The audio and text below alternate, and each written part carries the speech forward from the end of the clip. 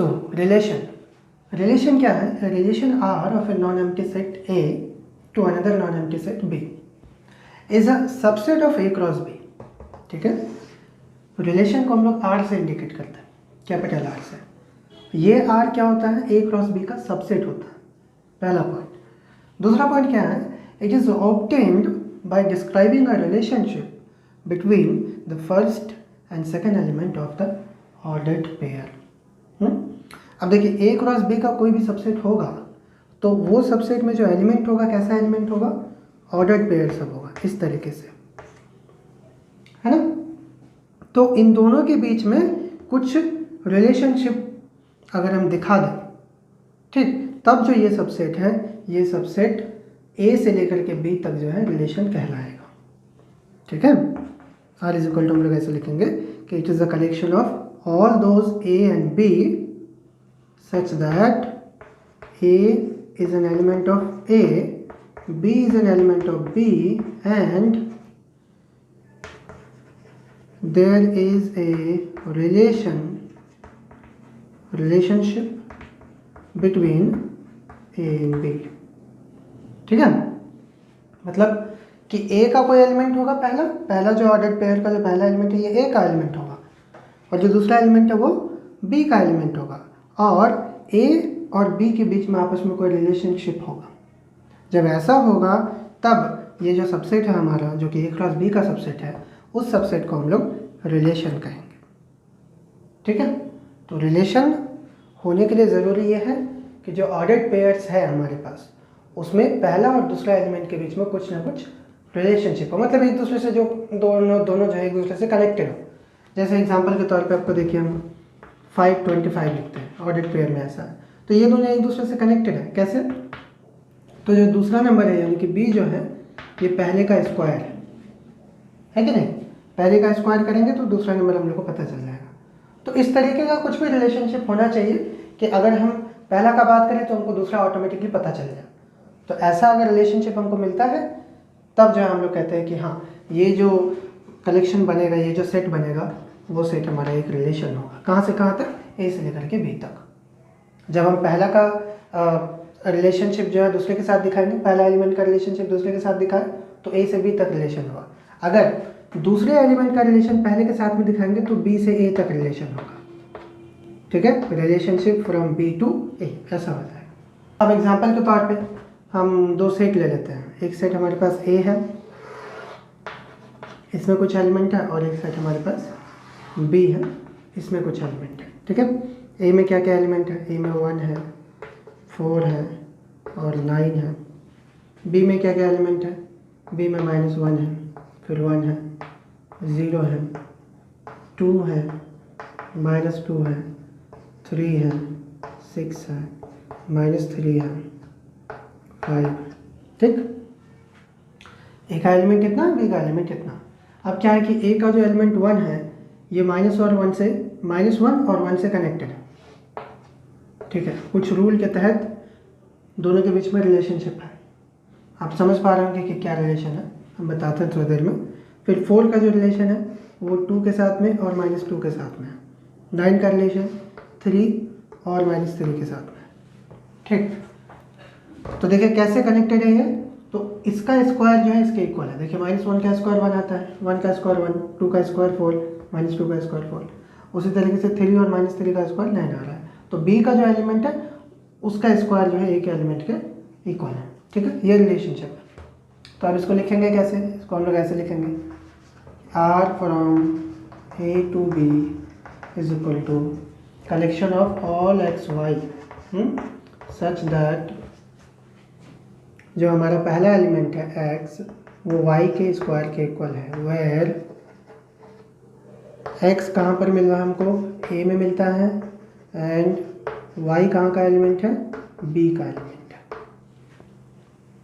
ठीक है, यानी कि x का a का अगर हमको एलिमेंट लेते हैं तो वो जो है b के किसी एलिमेंट के स्क्वायर के इक्वल है। इस तरीके का जो है रिलेशनशिप है। तो अब देखिए इसमें कौन कौन सा पेयर आ जाएगा हमारे पास। हम x लेते हैं, मतलब a में से कोई वैल्यू लेते हैं, 1 लेते हैं। ठीक है, तो 1 के लिए y कैसा होगा? y इस तरीके का होगा कि y का स्क्वायर x के इक्वल। यानी कि यहाँ पे वो नंबर आएगा जिसका स्क्वायर 1 के इक्वल हो।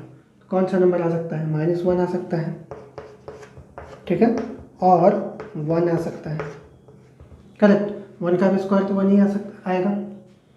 उसी तरीके से अगर हम ए का एलिमेंट 4 लेंगे तो 4 के लिए ऐसा कौन सा एलिमेंट बी में शामिल है जिसका स्क्वायर 4 आए? तो 2 है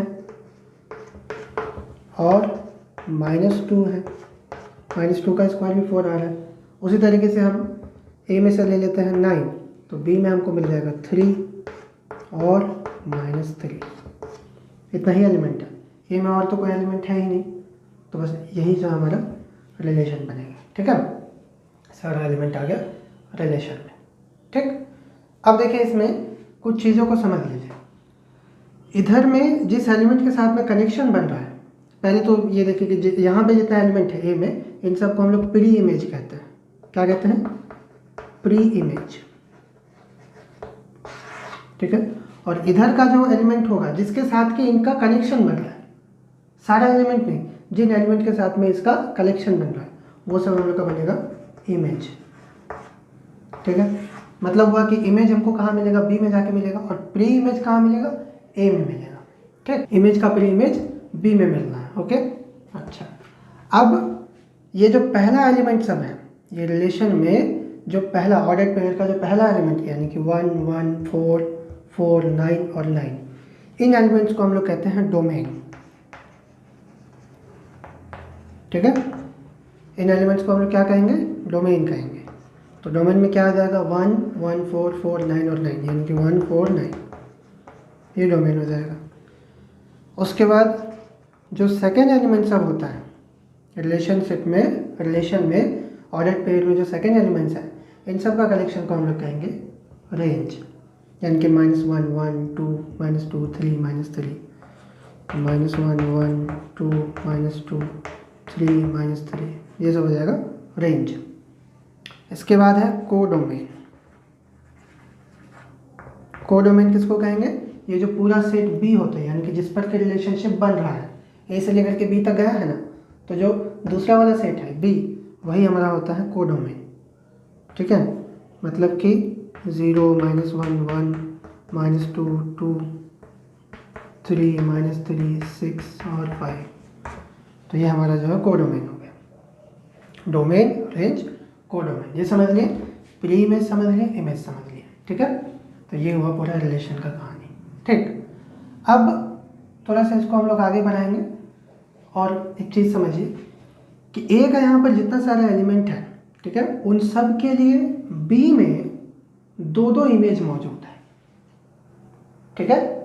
2-2 इमेज जो है यहाँ पर मौजूद है, 1 का 2 इमेज, 4 का 2 इमेज, 9 का 2 इमेज हो गए। तो जब ऐसा होता है तो हम लोग क्या कहेंगे कि 1 ए के एलिमेंट का जो इमेज है वो यूनिक नहीं है। क्या नहीं है?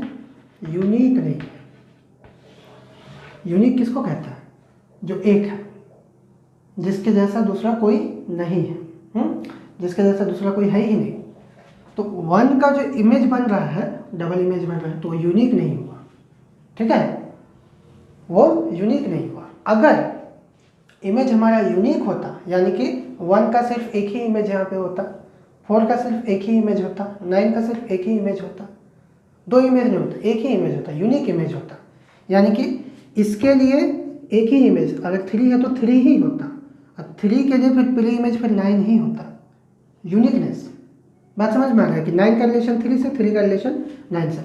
अगर ऐसा होता तो हम लोग कहते कि ये जो रिलेशन हम लोग का बन रहा था ना, ये जो रिलेशन बन रहा था, ये एक फंक्शन है, ठीक है। अगले एक्सरसाइज में हमको यही बताना है, सॉरी कैमरा हिल गया हम। तो इस तरीके का जो रिलेशन होगा उसको हम लोग फंक्शन कहेंगे, जिसमें कि हर एक प्री इमेज का एक यूनिक इमेज हो, उसको फंक्शन कहेंगे। लेकिन अगर यूनिक इमेज नहीं है तो वो फंक्शन नहीं होगा, वो जस्ट नॉर्मल रिलेशन कहलाएगा, ठीक है।